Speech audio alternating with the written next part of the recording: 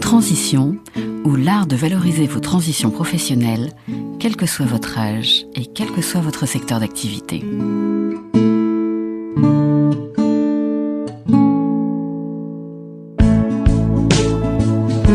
Amis auditeurs, bonjour. Je suis Mireille Garola et nous parlons aujourd'hui de transition professionnelle. Je vous donne rendez-vous à 14h, chaque 4e mardi du mois pour notre rendez-vous mensuel.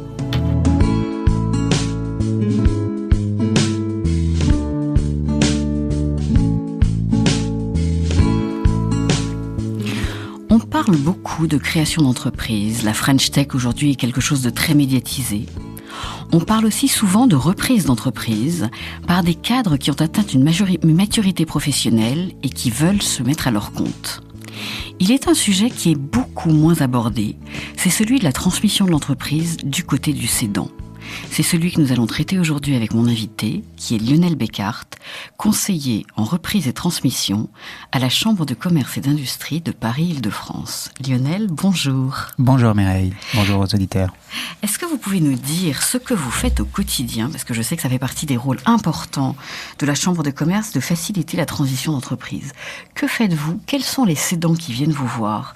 Dans quel cadre? Peut-être avec quelle fréquence? Et à quel moment de leur vie personnelle ou de la vie de l'entreprise? Alors, nous accompagnons tant les repreneurs que les cédants, les dirigeants d'entreprise dans leurs projets, pour les uns de reprise d'entreprise, pour les autres de cession. La fréquence, c'est notre quotidien, et plus nous intervenons en amont, meilleurs seront construits les projets. Bien sûr. Les cédants viennent vous voir à quel moment? C'est un moment de vie de leur entreprise. C'est un moment, il y a toujours le mythe du départ à la retraite et de la belle endormie qu'un quadragénaire va réveiller. Est-ce que ça, c'est ce qui se passe dans le quotidien, dans votre quotidien, ou est-ce qu'il y a d'autres raisons ou d'autres choses qui font que les gens se décident à céder à un moment donné une entreprise?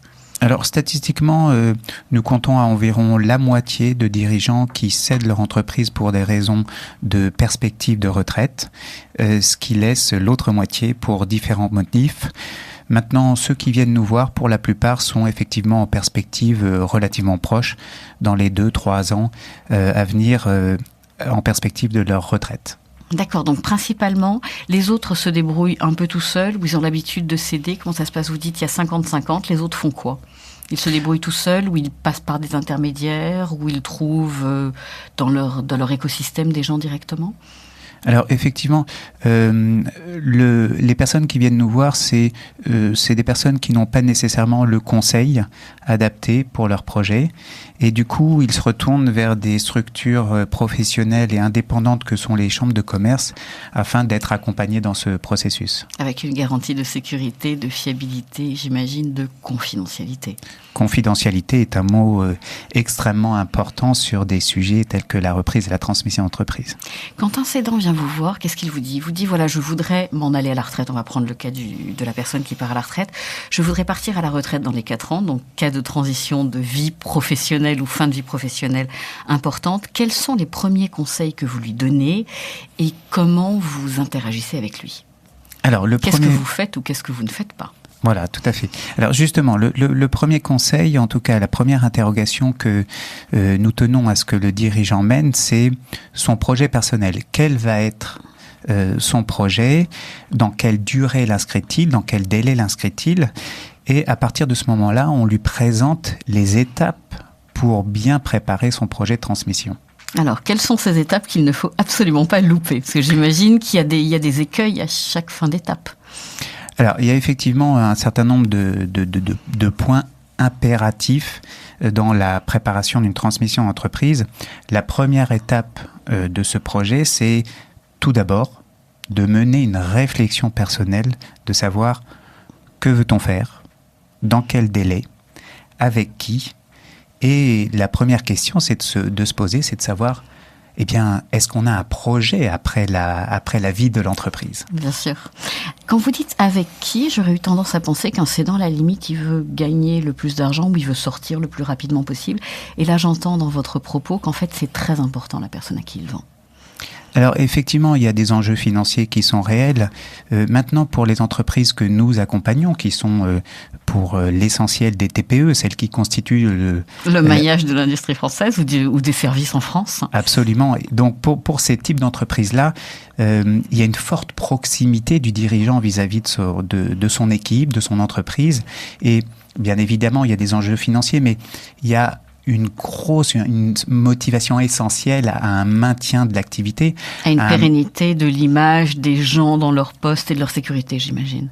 Exactement, puisque il y a bien souvent une gratitude du dirigeant à l'égard de son équipe qui l'a porté et qui lui a permis d'arriver à ce stade-là.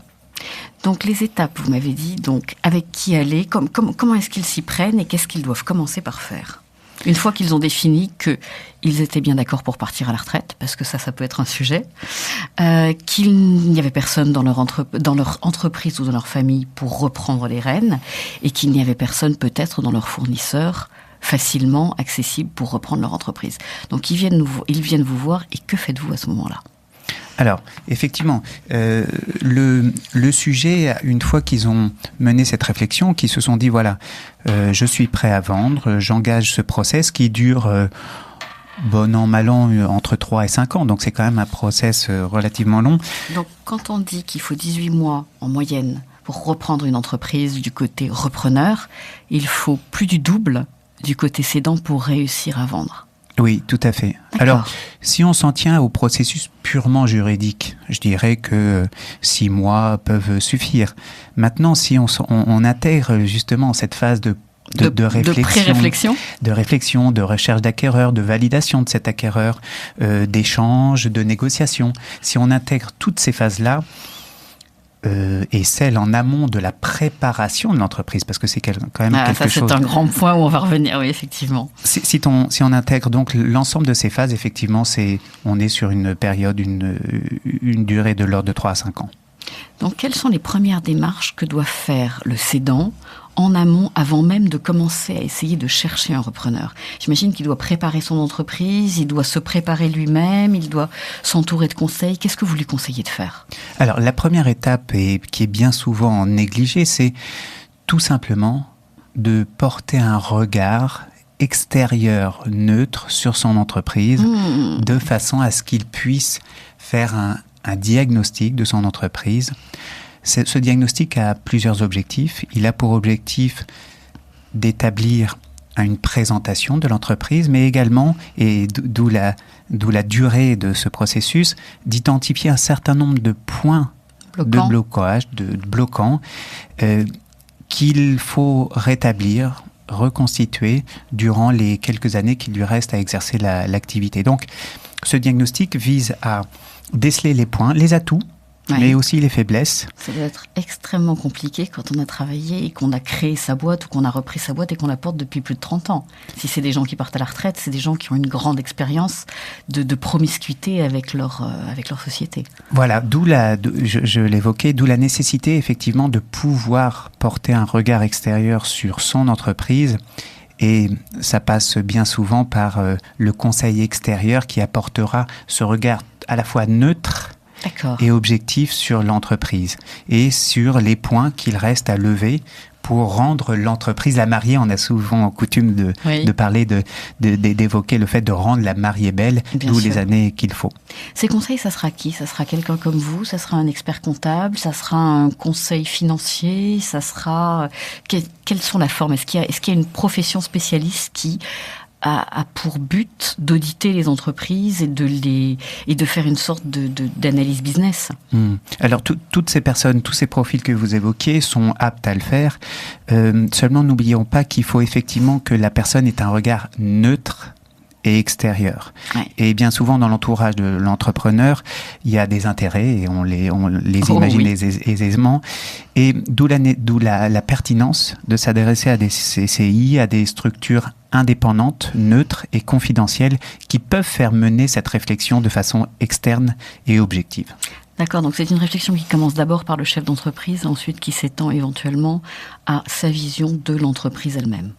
Ah, c'est un diagnostic qui concerne l'entreprise, son fonctionnement, ses atouts, ses faiblesses, tant en interne qu'en externe, vis-à-vis de ses clients, vis-à-vis de ses fournisseurs, du positionnement de son marché, l'outil de production. Le diagnostic vise à scanner l'ensemble du fonctionnement, tant interne qu'externe, de l'entreprise. D'accord, donc une fois que cet audit est fait, et qu'on va dire qu'il y a par exemple 2 ou 3 points, ou peut-être plus, je ne sais pas s'il y a un nombre magique de points bloquants en général, qu'est-ce que doit faire le chef d'entreprise ? Bon, j'imagine qu'il doit mettre en place un plan d'action avec des dates pour améliorer ces différents exactement. Plans. Ensuite, que se passe-t-il ? Alors, une fois qu'il a décelé un certain nombre de points bloquants, il faut effectivement qu'il les lève. Alors, très fréquemment dans les entreprises, les TPE, qui sont effectivement, vous le disiez, le tissu majoritaire des entreprises en France, il y a par exemple une forte dépendance du dirigeant. Bien sûr. Vis-à-vis ne serait-ce que de sa personne, ça c'est une chose, un fort intuitu personae, c'est une chose. Il y a quelquefois, c'est un peu moins fréquent, une dépendance vis-à-vis d'un client. Oui. Il peut y avoir des nécessités, par exemple, de renouveler un équipement industriel. Donc autant de points auxquels il peut se consacrer pendant les 2 ou 3 années de préparation de son projet de transmission. Qui font partie du délai dont vous parliez. Absolument. D'accord. Une fois qu'il a ça, quelle est la démarche, une fois qu'il se dit que son entreprise est à peu près vendable, quelle est la démarche de mise en vente d'une entreprise ? Parce que j'imagine que sur une TPE, comme sur une grosse entreprise, mais probablement plus encore sur une petite, la notion de confidentialité est quelque chose d'absolument primordial, parce que votre entreprise peut disparaître du jour au lendemain si votre concurrent majeur ou vos clients savent que vous êtes à vendre. Alors, il y a effectivement cette notion de confidentialité, mais une fois en amont, une fois qu'il a donc décelé un certain nombre de points, fait le diagnostic de son entreprise, la question qu'il lui faut résoudre, c'est la question de la valeur. Oh, mais oui, bien sûr. Est-ce qu'il y a des cas où la personne décide de ne pas vendre parce que la valeur qu'on lui propose ou qu'on lui proposera, étant donné sa structure, sera considérée comme trop faible et ça peut être considéré, j'imagine, comme une atteinte à son honneur ou une non-validation du travail qu'il y aura mis. Est-ce que ce type de situation peut arriver ? Elle arrive très fréquemment, mais dans le sens inverse. C'est-à-dire que, bien souvent, alors volontairement ou pas, la valeur de l'entreprise est bien souvent excessive. La valeur qu'il demande ? La valeur non, demandée. Mais là, c'était la valeur qu'on est prêt à lui proposer, pardon. C'était ça. Ah, absolument. Donc ça arrive fréquemment. Et donc dans ces cas-là, ça peut être un showstopper sur la vente. Absolument. Qu'est-ce qui se passe dans l'entreprise dans ces cas-là ? La personne reste jusqu'au bout ? Tout le sujet, justement, pendant ces 3 ou 4 années de préparation, c'est que le dirigeant puisse établir une valeur qui soit effectivement en phase intrinsèque avec tous les paramètres de son entreprise. N'oublions pas que la valeur de l'entreprise est déterminée par un certain nombre de choses, et au premier rang desquelles, la rentabilité de l'entreprise. Bien sûr. Et donc, j'ai souvent vu passer aussi des problèmes de valorisation qui étaient liés à la différence entre une optique business et de rentabilité à court terme ou de rentabilité sur la société versus une considération patrimoniale de l'entrepreneur qui se rémunérait sur d'autres choses que son entreprise elle-même, ou sur l'outil de production de son entreprise. Donc dans ces cas-là, comment vous gérez ? Ou comment est-ce qu'il est possible de transformer ? C'est un gros dilemme, parce que vous évoquez là finalement les 2 fondements de l'évaluation d'une entreprise. Un fondement lié à une rentabilité, et puis un fondement lié à un acquis, c'est-à-dire l'approche, voilà, l'approche patrimoniale de ce qu'a constitué l'entreprise au fil des ans. Et effectivement, quelquefois, c'est un dilemme, puisque le dirigeant considère, et à juste titre, que l'entreprise représente plus ce qu'elle a acquis davantage de ce qu'elle est rentable. D'accord. Et effectivement, un acheteur, lui, a besoin d'une rentabilité immédiate et de quelque chose sur lequel il va pouvoir vivre. Alors, exactement. Le sujet de la valorisation est là. C'est-à-dire que, très clairement, dans un schéma de reprise classique, l'entrepreneur qui reprend a un recours à un crédit bancaire très, très, très fréquemment. Ce recours au crédit bancaire doit pouvoir être remboursé en 7 ans. Oui, c'est une période assez courte. C'est une période courte et au-delà de ça, au-delà de ce remboursement, n'oublions pas que le dirigeant de l'entreprise, le repreneur, a besoin de se nourrir. A besoin de se nourrir, c'est une évidence. Mais il se projette bien souvent justement dans un projet de développement qui requiert des investissements. Bien sûr. Effectivement, de la trésorerie. Et tout ça, il est déjà engagé dans un processus, dans un endettement bancaire. Et tout ça va gréver énormément sa capacité à acheter une entreprise ou pas. Voilà, en tout cas, il est du devoir du repreneur d'être tout à fait conscient de ses exigences financières qu'imposera la reprise d'entreprise. Effectivement, on a un réel sujet. Je vous rappelle notre thème d'aujourd'hui, transmission d'entreprise, comment préparer la cession. Donc, notre invité Lionel Bécart nous a dit qu'une des grandes difficultés de la cession d'une TPE était la détermination du prix de cession. Donc, pour cette deuxième partie d'émission, je vous propose qu'on soit d'accord sur le fait que l'entreprise a déterminé un prix de cession qui soit correspondant à une valeur marché acceptable. Et maintenant, on va commencer le parcours de la cession. Et Lionel, quels sont les parcours que le cédant doit commencer une fois qu'il sait et qu'il va se rendre public ? Voilà, alors effectivement, déjà tout le sujet, c'est de faire savoir sans le dire. Et ça, c'est très, très, très subtil. D'où la nécessité, pour qu'il soit bien accompagné, d'avoir un recours à un conseil expert et extérieur, de façon à faire cette approche vis-à-vis des tiers qu'il souhaite, à juste titre, ne pas approcher en direct. Bien sûr.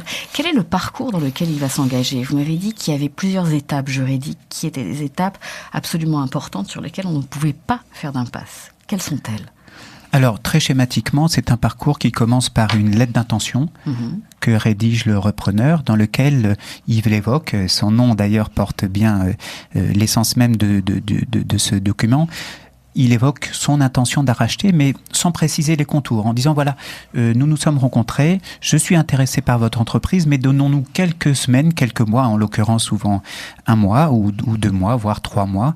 Laissons-nous quelques temps pour définir le projet, affiner la valeur de l'entreprise, et puis construire petit à petit cette approche qui est finalement une approche d'individus et de projets qui doivent à un moment ou un autre corroborer l'un à l'autre. Oui, parce que vous m'avez dit la question de qui on vend est quelque chose de très important pour le cédant. C'est majeur, c'est majeur. Est-ce qu'à ce stade-là, il y a une exclusivité, ou est-ce que plusieurs repreneurs peuvent concourir pour la même entreprise après avoir fait une lettre d'intention ? Alors en général, la lettre d'intention intègre une demande d'exclusivité. D'accord, mais pas obligatoire. Pas nécessairement, mais je dirais pour prémunir le repreneur de toute recherche extérieure. Mauvaise surprise. Voilà, il est plus sain vis-à-vis de l'un, tant vis-à-vis de l'un que vis-à-vis de l'autre, d'avoir une exclusivité que le dirigeant... Pour une période limitée, du coup. Fréquemment 3 mois. Le temps d'affiner les choses, de rentrer dans la négociation et puis d'affiner le périmètre de la transaction.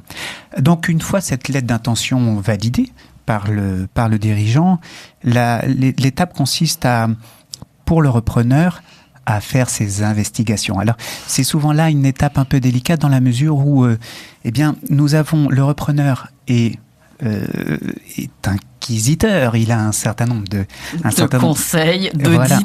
Voilà, il a un certain nombre de requêtes, il cherche un certain nombre d'informations. Il est tout à fait judicieux pour lui d'être très investigatif pour avoir ces informations. Et d'analyser tous les risques. Donc on rentre là dans une phase qui est de diagnostic. Oui. On l'a évoqué tout à l'heure. C'est un diagnostic beaucoup plus fort que celui qui aurait été fait en amont. D'où la nécessité de se préparer déjà à ce type de démarche pour nettoyer un petit peu. Oui, et puis être prêt à ce que, pour le dirigeant, être prêt à des recherches, à des investigations qui peuvent être très introspectives en fait. Je comprends. Donc l'étape, on en arrive là aux étapes des audits qui sont menées bien évidemment par des conseils extérieurs, bien pour la plupart experts comptables, et qui vont chercher dans les documents les zones d'interrogation pour lesquelles le dirigeant devra apporter réponse. D'accord. Une fois que les audits sont finis, qu'est-ce qui se passe? Une fois que, j'imagine, ça fait baisser un peu le prix, ou ça bouge un petit peu le contour, ou ça met des conditions, quelle est la suite de... J'imagine que l'audit, l'étape finale de l'audit est un go-no-go pour le repreneur et pour le cédant sur la suite des négociations.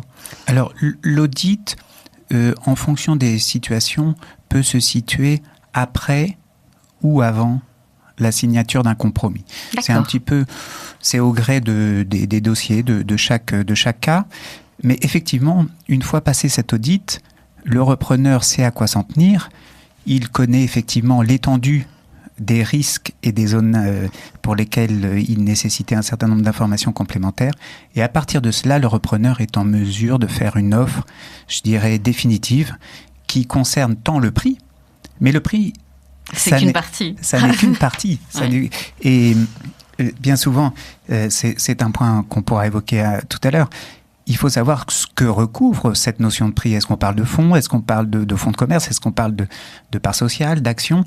Donc, dans ce périmètre que le repreneur est prêt à accepter, il y a cette histoire de prix, de garantie. De garantie. La garantie de passif. Ce nom fait rêver. La garantie de passif, c'est effectivement, ça fait partie des choses de la négociation. La durée de l'accompagnement, puisque toute transaction bien réalisée, en tout cas pour laquelle on imagine une certaine pérennité, devra passer par un accompagnement du dirigeant. La contribution, en tout cas la rémunération de cet accompagnement. Vous évoquiez cette fameuse garantie d'actifs et de passifs. Oui. Alors c'est quoi en 2 mots? C'est quoi? C'est tout simplement pour le repreneur de se prémunir des risques liés à une gestion volontairement hasardeuse ou pas de la part du dirigeant. Avant sa période d'acquisition. Avant sa période d'acquisition. Et cette garantie d'actifs et de passifs est bien souvent... sécurisé par une garantie de garantie de façon à minimiser les risques. Et tout ça, vous l'imaginez, rentre dans le périmètre de la négociation. Bien sûr. La garantie de garantie est souscrite auprès de qui? Bien souvent, c'est une caution bancaire ou caution bancaire. D'accord. La deuxième partie, donc vous m'avez dit la première étape qui est celle suivant la lettre d'intention est en général de 3 mois. Celle de la négociation elle-même, combien de temps environ? On constate que c'est de l'ordre de 6 mois. Alors, ça peut paraître long. Je pense que la période de négociation elle-même doit être le plus court possible. Mais sachant qu'on est souvent à cheval entre des exercices fiscaux, il est nécessaire d'avoir des comptes définitifs pour qu'on puisse projeter et comprendre. Quels sont à ce stade-là les moments, les éléments extrêmement bloquants qui font que, en fait, la cession achoppe et que le cédant n'accepte pas le repreneur ou que le repreneur ne veut plus acheter? D'ailleurs, qui refuse qui le plus souvent? Alors le plus souvent, c'est une colle. C'est une question piège. C'est une question piège. Je pense que tout entrepreneur engageant son projet de reprise est déterminé, une fois qu'il sait le prix et les conditions de paiement de ce prix également. Oui, bien sûr, l'échéancier de paiement est quelque chose de très important pour eux. Par contre, effectivement, à ce stade-là, la défaillance bien souvent d'un dirigeant qui va se trouver confronté du jour au lendemain au néant. Et donc, même s'il a préparé son projet de vie après... grâce à un coach comme moi, par exemple, c'est pas forcément très facile quand même. Non, et il arrive fréquemment que nous rencontrions des repreneurs qui sont... Au dernier moment, la peur du vide fait s'arrêter. Absolument, et c'est terrible puisque cet événement, cela peut subvenir le jour même de la signature. Imaginez donc les frais engagés dans ces process bien sûr. De la part du repreneur, et puis quelle désillusion d'avoir projeté, puisque c'est un véritable parcours de vie. Vous êtes la spécialiste de ces parcours. C'est un véritable parcours de vie qui est projeté pour les 5, les 10 années à venir. Et tout d'un coup, on lui dit, maintenant, ça se passera pas. Voilà. Bien sûr. Donc ça, c'est la principale cause de blocage. Est-ce qu'il y en a d'autres? Au stade de la négociation, toujours. En En général, les points bloquants ont été décelés au moment du diagnostic. D'accord.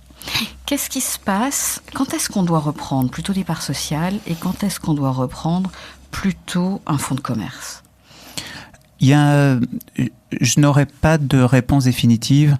Cela dépendra du repreneur, de son organisation juridique, des incidences fiscales tant pour le repreneur que pour le cédant. Cela dépendra aussi des contrats qui sont attachés au fonds de commerce.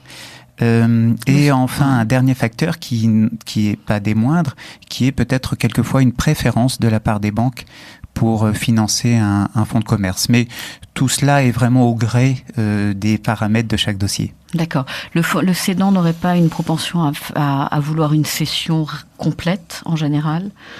Alors effectivement, vendre les parts sociales, celles dont il a la propriété, lui permet du jour au lendemain d'être libéré de toutes ces contraintes. Les garanties. Absolument. Bien sûr, ce qui fait qu'effectivement, dans certains cas, le repreneur peut être extrêmement prudent et frileux sur ce type de choses. Voilà, donc effectivement, les intérêts il faut trouver un périmètre d'entente sur également ces sujets-là. Bien sûr.